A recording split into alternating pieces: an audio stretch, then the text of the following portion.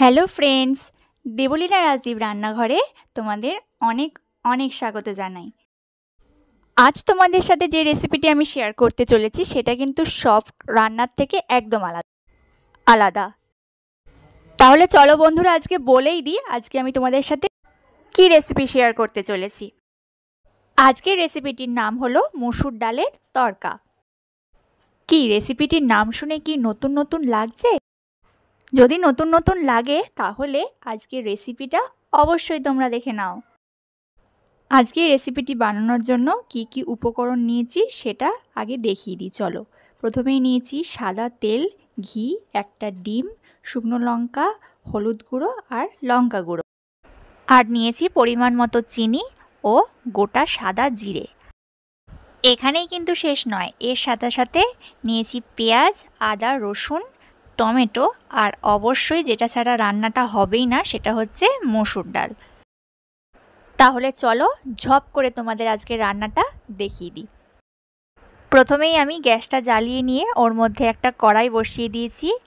কড়াইটা গরম হলে পরে তার মধ্যে বেশ খানিকটা রিফাইন তেল দিয়ে দিলাম ও ঘি দিয়ে দিলাম। ঘিয়ের গন্ধটা বেরিয়ে গেলে তার মধ্যে সাদা যে গোটা জিরেগুলো ছিল সেইগুলো তেলের মধ্যে ছেড়ে দেবো। এবার একটু নাড়াচাড়া করে সেই মসুর ডালগুলোকে দিয়ে দেবো। এবার ভালো করে মসুর ডালগুলোকে ভেজে নিতে হবে। এখানে একটা জিনিস খেয়াল রাখতে হবে, মসুর ডালগুলো ভাজার সময় যাতে কোনোভাবে পুড়ে না যায়।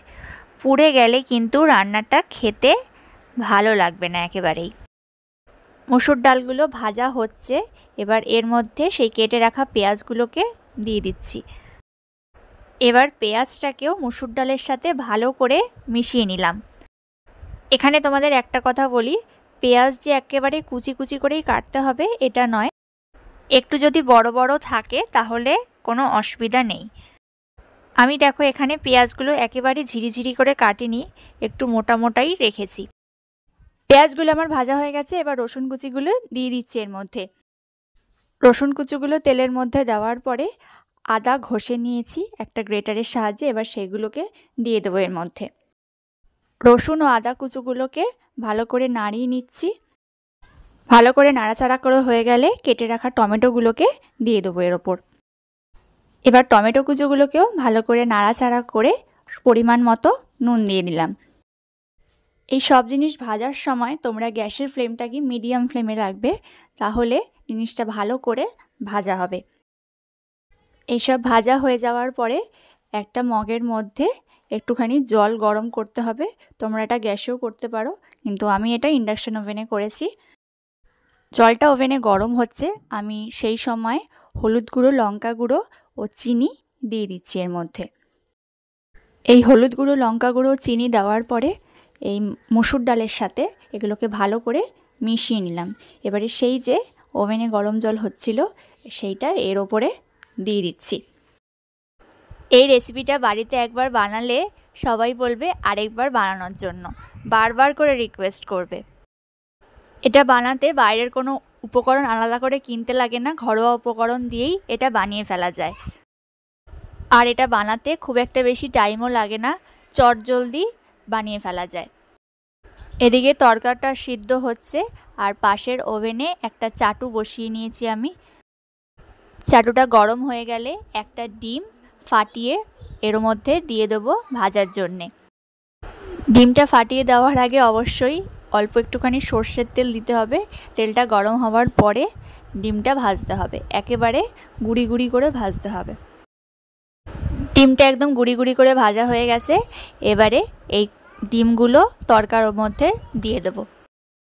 ডিমটা তরকার মধ্যে দেওয়ার পরে আবার ওই একই চাটুতেই সামান্য পরিমাণে সর্ষের তেল দিয়ে তার মধ্যে একটা শুকনো লঙ্কা ভেঙে দিয়ে দিলাম ও তার সাথে রসুন কুচিও দিলাম।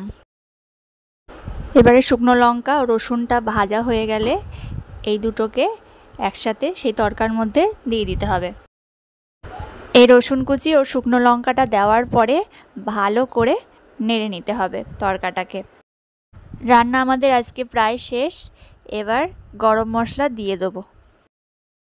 এই রেসিপিটা তোমরা রুটি, পরোটা বা লুচি সব কিছু দিয়েই বাড়িতে ট্রাই করে দেখতে পারো। এই সবকটা দিয়েই দুর্দান্ত লাগে এই রেসিপিটা। তাহলে আর দেরি করছো কেন, বাড়িতে অবশ্যই একবার বানিয়ে ফেলো। আজকের রেসিপিটা ভালো লাগলে লাইক কমেন্ট শেয়ার করে দিও এবং চ্যানেলটাকে সাবস্ক্রাইব করতে কিন্তু একদম ভুলো না। তাহলে বন্ধুরা আজকের ভিডিওটা এখানেই শেষ করছি। দেখা হচ্ছে পরের দিন অন্য কোনো নতুন রেসিপি নিয়ে। ততক্ষণ পর্যন্ত সবাই ভালো থেকো, সুস্থ থেকো।